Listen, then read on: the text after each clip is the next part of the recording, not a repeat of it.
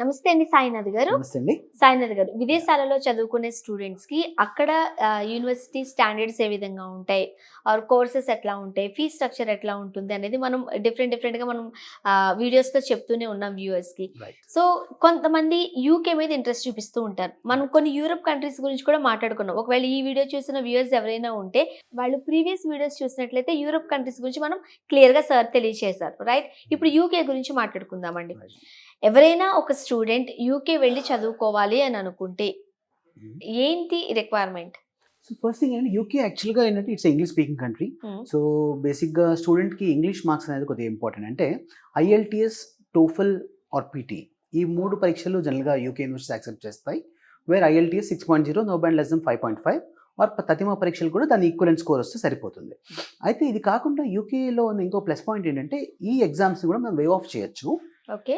by using your intermediate, the 12th class English marks provided they are more than 65. So మనం IELTS, TOEFL, GRE ఇలాంటి ఏ exams రాయకుండా కేవలం మన ఇంటర్మీడియట్లో సంపాదించినటువంటి ఇంగ్లీష్ మార్క్స్లో 65 అబౌవ్ ఎక్కడైతే ఉంటుందో వాటితో మనం ఈజీగా మనం వితౌట్ ఎనీ ఎగ్జామ్స్ మనము యూకేకి అప్లై చేసుకోవచ్చు. ఒక అడ్వాంటేజ్ అది. తర్వాత నెక్స్ట్ వచ్చేప్పటికంటే ఈ పబ్లిక్ యూనివర్సిటీస్ మాక్సిమం యూకేలో చేసే అన్ని యూనివర్సిటీస్ కూడా గవర్నమెంట్ సపోర్టెడ్ యూనివర్సిటీస్ ఉంటాయి. సో దాన్ని బట్టి క్వాలిటీ ఆఫ్ ఎడ్యుకేషన్ మనకు టెన్షన్ అవసరం లేదు. నెక్స్ట్ వచ్చేటప్పటికి యూకేలో కోర్స్ రిక్వైర్మెంట్ వచ్చి బేసికలీ బ్యాచిలర్స్లో వచ్చేసి వాళ్ళకి ఇంగ్లీష్ లాంగ్వేజ్ చెప్పాను. దాంతో పాటుగా అకాడమికలీ వాళ్ళ background percentage should be more than 55. Okay. Which is more of చాలా మంది క్వాలిఫై అవుతారు. కాబట్టి యూకేలో యాక్చువల్గా అడ్మిషన్ అనేది మనకి చాలా ఈజీగానే మనము. అండ్ ఒకరు యూకే వెళ్ళాలని అనుకుంటే ఈ వీసా ప్రాసెస్ కావచ్చు, రైట్? అవన్నీ ఎట్లా ఉంటాయి అంటారు? So UK visa formalities actually చాలా స్ట్రైట్ ఫార్వర్డ్ అండి. వేరే అన్ని కంట్రీస్ లాగా కొద్దిగా కన్ఫ్యూజింగ్గా ఉండదు. ఇదేంటంటే almost I would say so far we have almost 100% success rate for UK visas. Logic ఏంటంటే యూకే గవర్నమెంట్ వాళ్ళు యూనివర్సిటీ వాళ్ళే సిఏఎస్ అనే లెటర్ ఇస్తారు. క్యాస్ అంటాం, confirmation of acceptance of studies.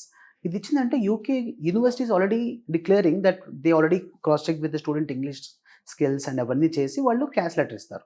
ఈ క్యాష్ లెటర్ ఎప్పుడైతే వస్తుందో మనం జస్ట్ వీసా ఫైల్ చేయడానికి బ్యాంక్ బ్యాలెన్స్ ఒక 28 days ఓల్డ్ ఫండ్స్ అది వచ్చేసి వాళ్ళ 1 year ఫీజులో బ్యాలెన్స్ ఫీజ్ అంటే ఫస్ట్ ఇండియా నుంచి ఒక 4 lakhs to 5 lakhs initial payment pay చేశాక తతిమా ఫీజ్ అనేది వాళ్ళ బ్యాంక్ బ్యాలెన్స్లో చూపించుకొని ఒక సంవత్సరం పాటు వాళ్ళ లివింగ్ ఎక్స్పెన్సెస్ అంటే విచ్ ఇస్ రేంజింగ్ ఫ్రమ్ ఒక 14 to 18 lakh రూపీస్ వాళ్ళ బ్యాంక్లో ఒక 28 days మెయింటైన్ చేసి ఆ 29th డే మన స్టేట్మెంట్ తీసుకుని మనం వీసా ఫైల్ చేస్తే యూకే గవర్నమెంట్ ఏంటంటే ఆ డబ్బులు ఎవరు ఇచ్చారు, ఎక్కడి నుంచి వచ్చాయి, లేకపోతే ఇవి మీ ఫాదర్ ఏం చేస్తారు, వాళ్ళ ఇన్కమ్ ట్యాక్స్ రిటర్న్స్ ఏంటి, ఇలాంటి డాక్యుమెంటేషన్ ఏమీ లేకుండా స్ట్రైట్ ఫార్వర్డ్ ఆ ఫైనాన్సెస్ ప్లస్ ఈ క్యాష్ లెటర్ రెండు కలిపి వాళ్ళు చూసుకొని వాళ్ళు వీసా ఇష్యూ చేయడం జరుగుతుంది.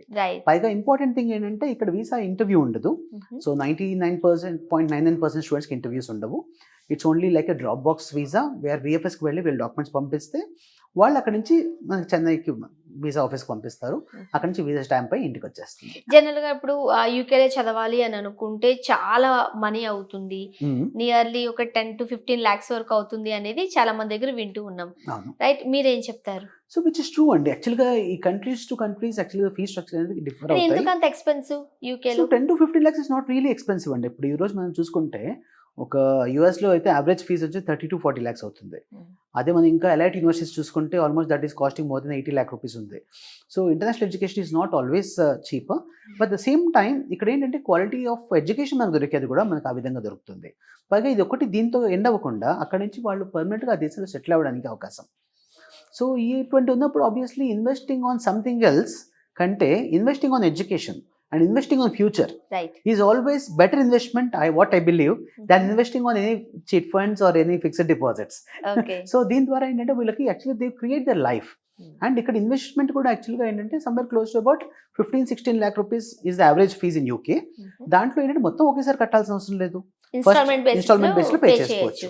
అండ్ ఇన్ని లాక్స్ పెట్టి మనం చదువుకున్న తర్వాత జాబ్ ఆపర్చునిటీస్ ఎట్లా ఉంటాయో, వన్స్ అక్కడ స్టడీస్ కంప్లీట్ అయిపోయిన తర్వాత మనం బ్యాక్ టు ఇండియా అంటే అంత మనం సంపాదించగలమో లేదో, సో రకరకాల క్యాలిక్యులేషన్స్ ఉంటాయి, రైట్? పేరెంట్స్ కి మరి జాబ్ ఆఫర్స్ ఎట్లా ఉంటాయి? సో ఇది చాలా ఇంపార్టెంట్ ఆస్పెక్ట్ అండి మనం చూసుకోవాలన్నప్పుడు. ఫస్ట్ థింగ్ ఏంటంటే ఈ స్టూడెంట్ వెళ్ళినాక వాళ్ళకి 20 hours per week part time job allowed అండి.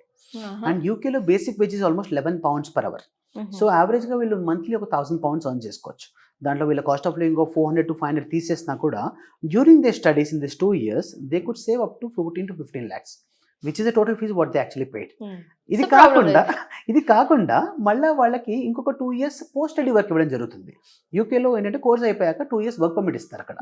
ఈ 2 yearsలో they can take up any job and the basic wage in that country, even person who works in small McDonald's, they earn more than 2,000 pounds. Oh. So యాక్చువల్గా ఈ 2 yearsలో వాళ్ళు almost ఒక 30 lakhs వరకు వాళ్ళు save చేసుకోవచ్చు. అండ్ మోస్ట్ ఇంపార్టెంట్లీ ఏంటంటే మనం చేసే యూనివర్సిటీస్ అన్ని కూడా we take very good care of the students in terms of selecting university.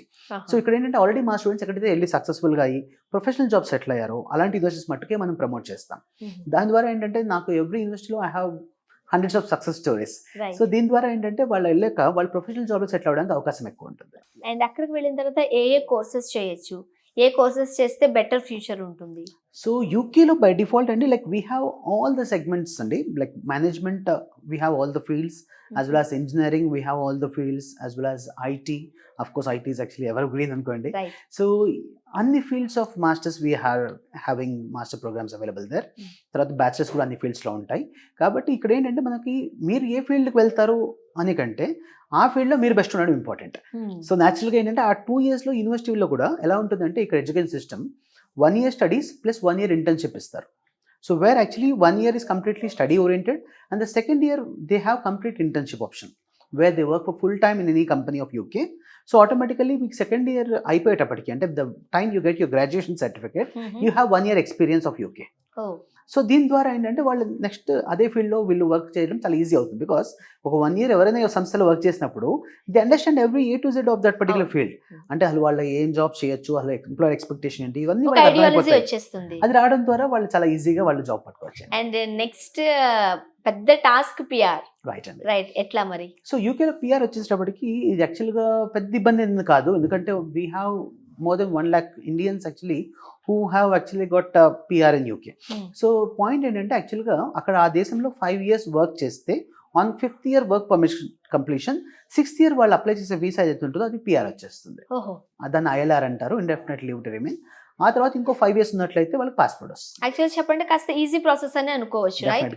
And ఎప్పుడు అడిగే క్వశ్చనే, అండ్ ఆడియన్స్ కి లేకపోతే ఎవరైతే ఈ వీడియో చూస్తున్నారో వాళ్ళకి ఎవరైనా వచ్చి వాళ్ళ పిల్లల్ని ఫారెన్ లో చదివించాలని అనుకుంటే వాళ్ళు మీ దగ్గరకు వస్తే మీరు ఇచ్చే ప్రామిసెస్ ఏంటి, సెక్యూరిటీ ఏంటి? సో ఫస్ట్ థింగ్ అంటే మేము యాక్చువల్గా విదేశ్ కన్సల్ట్స్లో మాకు we understand actually student requirement first, అంటే డిమాండ్స్ అండ్ నీడ్స్ చూస్తాము. అంటే వాళ్ళ సిచ్యువేషన్ ఏంటి, దాని తగ్గట్టుగా వాళ్ళ కెరీర్కి ఏ యూనివర్సిటీ అయితే బాగుంటుంది, ఏ కోర్స్ అయితే బాగుంటుంది అని మా సంస్థలో ఉన్నటువంటి మొత్తం 14 బ్రాంచెస్లో కూడా we have experience faculty. So వీళ్ళు ఏంటంటే like they are all career counsellors. So వాళ్ళు చూసి వాళ్ళ ప్రొఫైల్ ప్రకారంగా బెస్ట్ యూనివర్సిటీ సెలెక్ట్ చేయడం జరుగుతుంది, which is most important point ఇక్కడ. ఆ తర్వాత నెక్స్ట్ మనం అప్లికేషన్స్ చేయడము, ఆ తర్వాత అడ్మిషన్స్, ఆ తర్వాత ఫాలోడ్ బై వీసా. ఇది అయిపోయిన తర్వాత అక్కడితో విదేశీ కన్సల్ట్స్ వదిలిపెట్టకుండా అక్కడ నుంచి ఇంకా important services which is actually important pre departure guidance, ఆ తర్వాత పోస్ట్ ల్యాండింగ్ అసిస్టెన్సెస్, ఇవన్నీ మనం ప్రొవైడ్ చేయడం జరుగుతుంది. సో దట్ యాక్చువల్లీ ఏంటంటే స్టూడెంట్కి అప్లికేషన్ టు అకామిడేషన్ టెక్నికల్గా మనం సపోర్ట్ చేయొచ్చు. Thank you so much Sainath గారు. ఎవరికైతే పిల్లలకి విదేశాలలో చదువుకోవాలని ఒక డ్రీమ్ ఉంటుందో ఆ డ్రీమ్ని మీరు ఫుల్ఫిల్ చేస్తున్నారు, అండ్ కంప్లీట్ సెక్యూరిటీ ఇస్తున్నారు, వాళ్ళని మంచిగా గైడ్ చేస్తున్నారు, right? Thank you so much. So by God's grace actually like మేము ఈ ఫీల్డ్లో ఉండడం యాక్చువల్గా I feel I'm blessed to be in this field and I'm really glad actually what the services we're doing.